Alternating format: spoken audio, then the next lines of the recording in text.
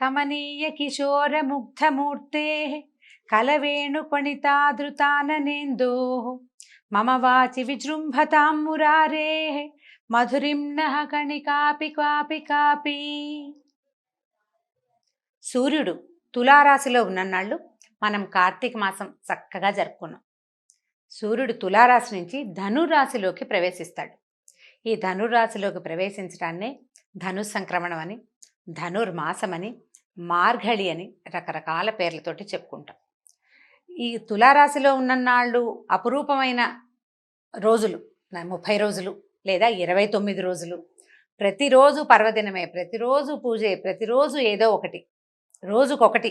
పొద్దున సాయంత్రం స్నానం చేయటం, దీపం పెట్టుకోవటము, కార్తీక దామోదరుణ్ణి తలుచుకోవటము, శివ పూజ చేయటము, రుద్రాభిషేకాలు చేయటము, ఎన్ని రకాలో నదీ స్నానాలు, సముద్ర స్నానాలు, వాపి కూప తటాకాదులు అంతటా నిండి ఉన్న గంగానది స్నానం చేయటం, ఈ రకంగా గడిచిపోయింది.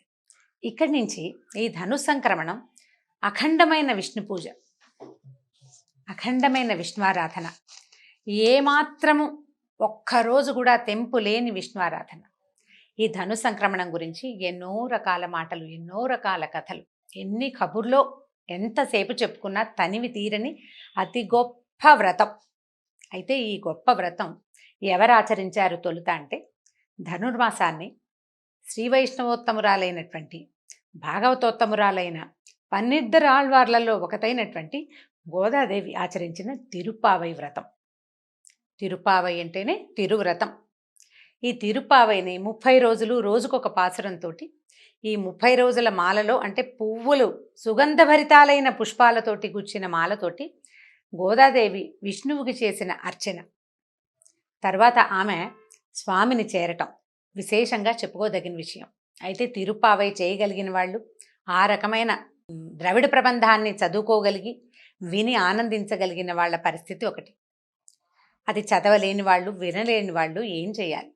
గోదని తలుచుకుని ఆమె ఏ కృష్ణుణ్ణైతే అర్చించిందో ఆ కృష్ణగాథలని చెవులారా చెప్పుకుని విని ఆనందించాలి. అయితే గోదాదేవి ఈమె ఎలాంటి మహాభక్తి పరురాలంటే, సాహితీ సమరాంగణ సార్వభౌముడు అని చెప్పుకునే శ్రీకృష్ణ దేవరాయల చేత, ఆయన చేత ఆముక్తమాల్యద గ్రంథం రాయటానికి అవకాశం ఇచ్చిన తల్లి. శ్రీకృష్ణదేవరాయల వారు శ్రీకాకుళంలో నిద్ర చేశారట ఒకసారి. నిద్ర చేస్తే, అది కూడా ఆంధ్ర మహావిష్ణువు దేవాలయం వద్ద నిద్ర చేస్తే ఆయనకి కలలో తెలిసిందట, ఇది వరకు తను విడిచిన మాల ఇచ్చిన ఒక చిన్నది ఉంది శ్రీరంగం దగ్గరలో, ఆమెను గురించిన గ్రంథం రాయి తెలుగులో రాయమని స్వామివారు స్వయంగా ఆజ్ఞించారని, ఆ తర్వాతే ఆయన ఆముక్తమాల్యద గ్రంథం రాశారని అంటారు. ఆముక్తమాల్యద అంటే విడిచి ఇచ్చిన మాల కలది, తను ధరించి ఆ మాలని భగవంతునికి సమర్పించినటువంటి మహాతల్లి గోదాదేవి. ఆమె గురించి చెప్పుకోవటం, ఆమె గురించి ఆమె చేసిన పూజ, ఆమె ఏ రకంగా అయితే భగవంతుని చేరడానికి ప్రయత్నం చేసిందో అదే రకమైన ప్రయత్నాన్ని చేయగలగటం మన అదృష్టం, మనకి భగవంతుడు ఇచ్చిన అవకాశం. సోషల్ మీడియా వల్ల చాలా రకాల మంచి అవకాశాలు దొరుకుతాయండి. చిన్న చిన్న ఇబ్బందులున్నా ఈ సదవకాశాన్ని తప్పకుండా అందరూ వినియోగించుకోవాలి. అయితే తిరుమల తిరుపతి దేవస్థానం కలియుగ వైకుంఠంగా చెప్పబడుతుంది.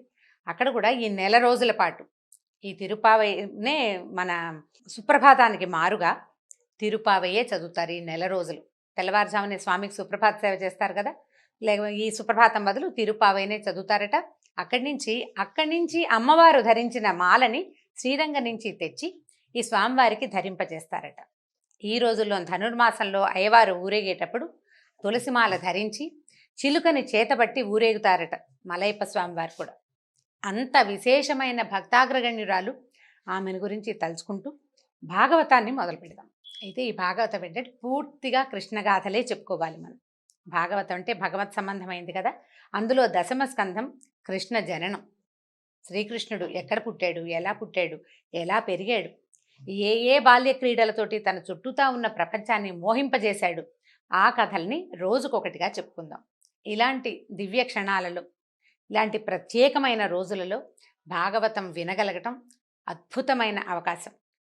అందరూ ఈ అవకాశాన్ని తీసుకుని ఈ భాగవత రసామృతాన్ని చెవులారా ఆస్వాదిస్తారని అనుకుంటున్నాను. అయితే నేను మొట్టమొదటి చదివిన శ్లోకం శ్రీకృష్ణుడి యొక్క అమృతమయమైన వాక్కులలో, అమృతమయమైన దృక్కులలో, అమృతమయమైన ఆయన యొక్క వేణుగాన అమృతంలో ఒక్క చుక్కైన ఆ తీపి నా మాటల్లోకి వచ్చి చేరాలని కోరుకుంటున్నాను. ఇది లీలాశుకులు రచించిన శ్రీ కృష్ణలీలా తరంగిణిలోని శ్లోకం. వీలు వెంబడి రోజు ఒక ప్రార్థనా శ్లోకం కృష్ణలీలా తరంగిణి నుంచే తీసుకుందాం. సరే చూద్దాం. అయితే ఈ భాగవతాన్ని ఎవరెవరికి చెప్పారంటే వ్యాసులు వారు రచించారు. వారి కుమారుడైనటువంటి శుకుడు పరీక్షిత్ మహారాజుకి ఆయన యొక్క మరణాసన్న క్షణాలలో ఆయనకి శాపం తగిలింది. ఆ శాపం మళ్లించటానికి ఏ అవకాశం ఉందా ప్రయత్నం చేసి చూద్దాం అనుకున్నారు. ఆయన ఒక చోటని రక్షణగా ఆయనని ఉంచి భాగవతం వినడం ఆ ప్రక్రియని మొదలుపెట్టారు. ఈ భాగవతాన్ని శుకులే ఈయనకి తెలియజేశారు పరీక్షిత్తుకి. ఆ సమయంలో పరీక్షిత్ మహారాజు యదువంశం గురించి, శ్రీకృష్ణ జన్మ గురించి ఆయన ప్రశ్నిస్తే ఆయన ప్రశ్నకి అనుగుణంగా శుకుల వారు ఈ సమాధానాన్ని చెప్తూ ఇట్లా కథ మొదలవుతుంది. శ్రీమద్ భాగవతమే డైరెక్ట్గా అందులో నుంచే చదువుకుందామండి. వేరే కొత్తదేది తీసుకురాకుండా వ్యాసుల వారిని అనుసరించే భాగవత కథలోకి వెళ్దాం మనం. అయితే ఈ శుకుడు యదువంశాల గురించి చెప్పారు. ఆహుకుడు అనే యాదవరాజుకి దేవకుడు, ఉగ్రసేనుడు అని 2 కుమారులు ఉన్నారట. అయితే దేవకుడికి 4 కుమారులు, 7 కుమార్తెలు ఉన్నారు. వాళ్లలో చిట్ట చివరిది దేవకీదేవి. అయితే ఉగ్రసేనుడికి కంసుడు, న్యగ్రోధుడు, కంకుడు మొదలైన 9 మంది కొడుకులను, 5 కుమార్తెలు ఉన్నారు. అదే కాలంలో శూరుడు అనే రాజుగారికి మారిష అనే భార్య ఉండేది. ఆ వాళ్ళకి వసుదేవుడు మొదలైన 10 మంది కుమారులు కలిగారు. అయితే ఈ రాజుగారి కుమారుడైనటువంటి వసుదేవుడు పుట్టినప్పుడు భవిష్యత్తులో ఇతడు విష్ణువుకి తండ్రి కాబోతాడని ఆకాశం నుంచి తప్పెట్లు, భేరీలు, దుందుభులు వాటంతట అవే మోగినాయట. ఆనక దుందుభి అని పేరు పెట్టేవారట. అందరూ ఆయన అట్లా పిలిచేవారు. ఆ పిల్లవాడు జన్మించంగానే ఈయన విష్ణువుకి తండ్రి కాబోతున్నాడు అని ముందుగానే తెలిసిందట. ఈయన మహానుభావుడు, ఇలాంటి ధన్యాత్ముడని ముందు ఆయన పుట్టినప్పుడే తెలిసింది. ఈ ఆనక దుందుభిగా పేరు పొందినటువంటి వసుదేవుడికి మన దేవకీదేవినిచ్చి వివాహం చేశారు. వసుదేవుడు కాకుండా ఆయనకి ఇంకా 10 మంది, మొత్తం 9 మంది మగపిల్లలు ఉన్నారు. వాళ్ళకి 5 అమ్మాయిలు కూడా ఉన్నారు. వీళ్ళెవరట? పృథ, శృతదేవ, శృతకీర్తి, శృతశ్రవ, రాజాధిదేవి అనేవాళ్ళు. అయితే వీళ్లలో పృథ అనే అమ్మాయిని ఈయన సూర్యుడి యొక్క స్నేహితుడైన కుంతిభోజుడికి పెంపకానికి ఇచ్చారు. కుంతిభోజుడి చేత పెంచబడింది కాబట్టి ఆమె కుంతి అయిందట. ఆమె పాండవుల తల్లి, శ్రీకృష్ణుడికి స్వయాన మేనత్త. అక్కడి నుంచి సూర్యుని యొక్క మరో కుమార్తె శృతదేవ, ఆమెని కరుష దేశాధిపతికి ఇచ్చారు. వీళ్లకు ఒక కుమారుడు కలిగాడు. అతను ఎవరంటే ఈ సనక సనందనాదుల శాపానికి గురైనటువంటి విష్ణు పార్షదులైన జయ విజయుల్లో ఒకడైన విజయుడు ముందు జన్మలో హిరణ్యాక్షుడిగా పుట్టి ఈ జన్మలో దంతవక్త్రుడుగా జన్మించాడట. తర్వాత సూర్యుని మరో కుమార్తె శృతశ్రవని చేది అయిన రాజుగారికి ఇచ్చారు, చేది దేశాధిపతికి ఇచ్చారు. వాళ్ల కుమారుడే చైద్యుడని, శిశుపాలుడని చెప్పబడతాడు. ఇతను శాపావసానంలోకి చివరి 3వ జన్మగా ఎత్తినటువంటి సనక సనందనాదుల శాపంలో చివరి శాపాన్ని పొందినటువంటి ఆ విష్ణు పార్షదుడు. జయ విజయులిద్దరూ, ఒకడు దంతవక్త్రుడు గాను, ఇంకొకడు శిశుపాలుడు గాను శ్రీకృష్ణుడు జన్మించిన కాలంలోనే స్వయాన అతనికి మేనత్తలకి కుమారులుగా జన్మించారు వాళ్ళిద్దరు. ఇప్పుడు వసుదేవుడు ఏం చేశారట? 7 కుమార్తెలు, దేవకుని 7 కుమార్తెల్ని పెళ్లి చేసుకున్నాడు. వీళ్ళు కాకుండా కూడా ఇంకా ఆయనకి భార్యలు ఉన్నారు. ఆ రోజుల్లో ఎక్కువ మంది భార్యలు ఉండటం చాలా సహజమైన సంగతి కదా. పౌరవి, రోహిణి, భద్ర, మదిర, రోచన ఇలా అనే భార్యలు కూడా ఉన్నారట. వీళ్ళకి సరే ఈ దేవిని వివాహం చేసుకున్నారు. ఈ వివాహం చేసుకున్న కాలంలో ఏమైందట? అమ్మాయికి పెళ్ళయింది. ఈ రాజుగారు వాళ్ళకి ఇతోధికంగా అమ్మాయికి బోల్డంత సంపదలు అవి ఇచ్చి పంపించారు. ఈ బాబాయ్ కూతురు అంటే మన పెత్తండ్రి కుమార్తె అయినటువంటి దేవకీదేవి ఆ ఆఖరి పిల్ల కావటం వల్ల కంసుడికి ఆమె అంటే చాలా ప్రీతట.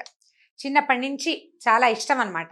ఈ చాలా ఇష్టమైతే ఏమైంది, ఆయన ఏం చేశాడు? స్వయంగా ఆ అమ్మాయి వివాహం అయినప్పుడు నేను ఈ పిల్లని నేనే అత్తారింటికి సాగనంపుతానని తీసుకుని బయలుదేరాడట. అయితే ఈ బయలుదేరిన దానికి ముందు ఏం చెప్తున్నారంటే, ఈ కృష్ణావతారం ఎందుకు వచ్చింది, ఎందుకు కృష్ణుడు భూమి మీద జన్మించాడు అని పరీక్షిత్ మహారాజు అడిగితే సుఖమహర్షి ఇలా చెప్తున్నారు. అనేక మంది రాక్షసులు భూలోకంలో రాజులుగా పుట్టారు, పాపాత్ములై ప్రవర్తించారు. వాళ్ళ దుశ్చర్యలని ఎవ్వరూ అడ్డుకోలేకపోయేవాళ్ళు. అయితే భూమి ఈ భారం నేను మొయ్యలేకపోతున్నానని బ్రహ్మదేవుడి దగ్గరికి వెళ్ళి మొరపెట్టుకుందట.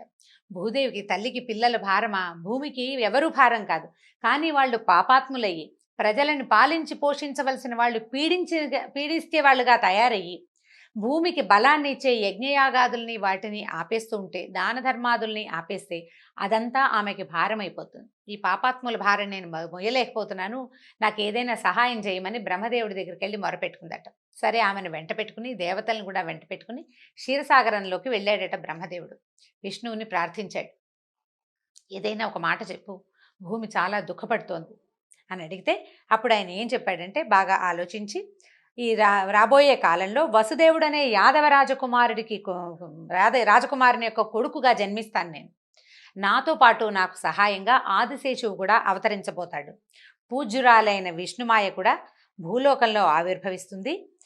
తర్వాత ఏమో స్వామిని సేవించడానికి, అంటే నన్ను సేవించేందుకు దేవతా స్త్రీలంతా యాదవ కన్యలుగా జన్మించాలని విష్ణువు ఆజ్ఞ ఇచ్చాడు బ్రహ్మదేవుడు.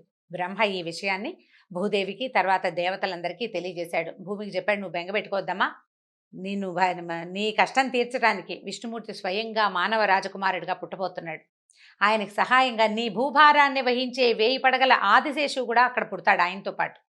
తర్వాత ప్రపంచం అంతటా ఆవరించి ఉండే విష్ణుమాయ అని చెప్పబడే యోగమాయాదేవి కూడా ఆయనతో పాటు జన్మిస్తుంది అని భూదేవికి ధైర్యం చెప్పాడు.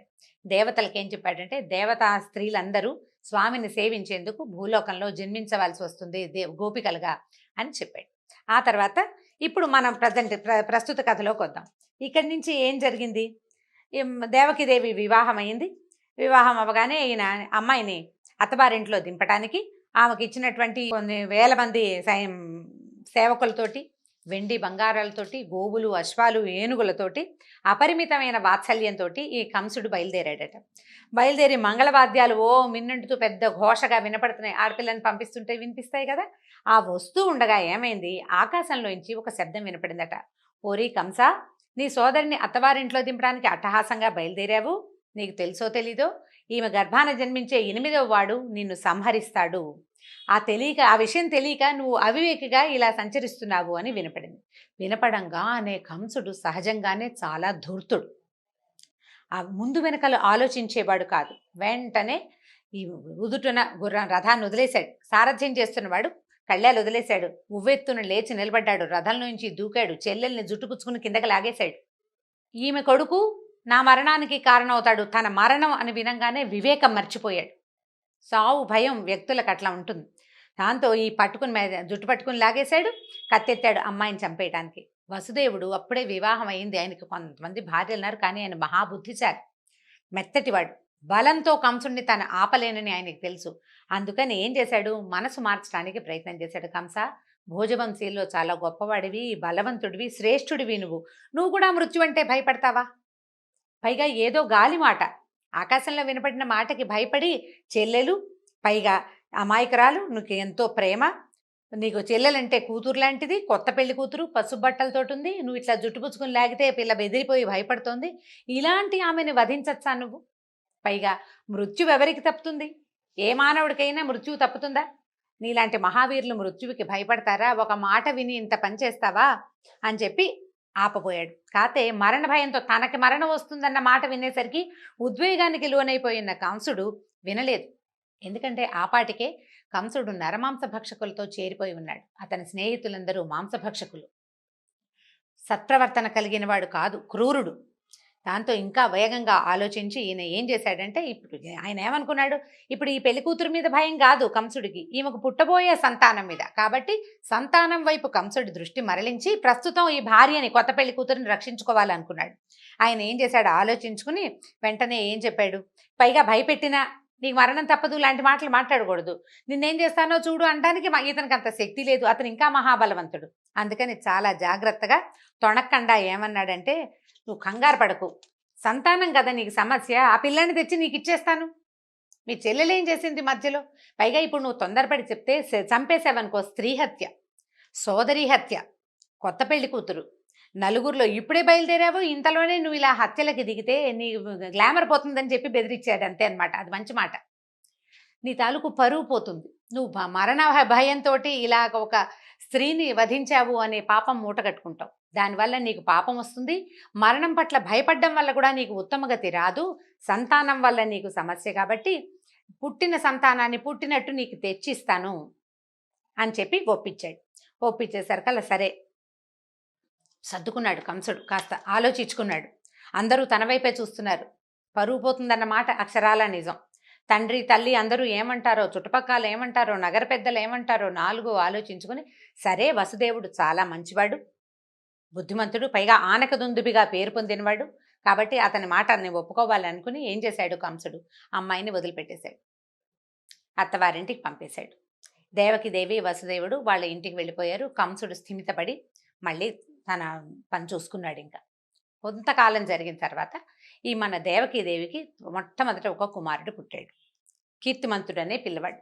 అయితే ఈ వసుదేవుడు ఏం చేశాడు, అన్న మాట ప్రకారం పిల్లవాడిని తీసుకొచ్చి కంసుడికి అప్పచెప్పాడు.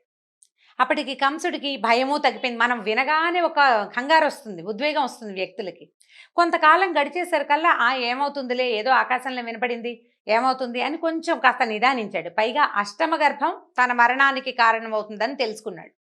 దీంతో ఏం అవ్వదు అని అనుకుని ఏం చేశాడంటే, మొదటి పిల్లాడి చోట ఏముంది, 8వ పిల్లాడు కదా బావా, అప్పుడు తీసుకుందాంలే, అప్పుడు చూద్దాంలే, నువ్వు పిల్లవాడిని తీసుకెళ్ళిపోమని పిల్లాడిని వసుదేవుడికి ఇచ్చి పంపించేశాడు.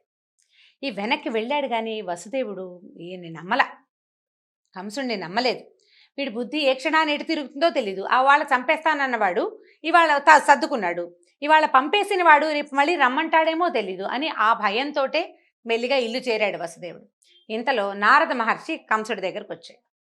వచ్చి ఏం చెప్పాడంటే, 8వ పిల్లవాడు నీ మరణానికి కారణమవుతాడు, ముందు పుట్టిన 7గురిని గనక ఉంచితే వాళ్ళు 7గురు సహాయం చేయరాని వాడికి, కాబట్టి ఇది తెలివైన పని కాదని, అస్సలు శత్రుశేషం ఉంచకూడదని ఖచ్చితంగా చెప్పాడు. పైగా ఇంకా ఏం చెప్పాడంటే, నందుడు గోకులంలో ఉన్న వాళ్ళందరూ, నందుడు నీకు అక్కడ గోకులాలు ఉన్నాయా, వాట్లలో ఉన్న వాళ్ళు యాదవులు, వాళ్ళ స్త్రీలు అందరూ మానవ రూపంలో ఉన్న దేవతలు, రాక్షస సంహారం కోసం విష్ణువే దేవతల్ని ఈ రూపంలో పంపాడు. కిందటి జన్మలో నువ్వు కాలనేమి అనే ఒక రాక్షసుడివి, నిన్ను విష్ణువే వధించాడు. ఈ జన్మలో కూడా నీ వధ విష్ణువు వల్లే జరుగుతుంది. అక్కడ పుట్టబోయేవాడు సాక్షాత్ విష్ణువేనని నారదుడు గుప్పందించేశాడు కంసుడికి. దాంతో ఇక ఎంతమందినైనా చంపేసి తన ప్రాణాలు కాపాడుకోవాలనుకునే పాపాత్ముడు ఇతను కంసుడు. తనకి మరణం తప్పదు, మానవుడికి మరణం తప్పదు, ఎలాగూ పోతాం కదా అని అనుకోలే. వాళ్ళని చంపైనా ప్రస్తుతానికి మనం బతకాలని భావించాడు. దాంతో వెంటనే ఏం చేశాడు, ఆ చంటి పిల్లవాడిని మొట్టమొదటి ప్రథమ సంతానమైన కీర్తిమంతుడిని వధించాడు, చంటివాడిని. అక్కడి నుంచి వీళ్ళిద్దరిని చెరసాలలో బంధించాడు.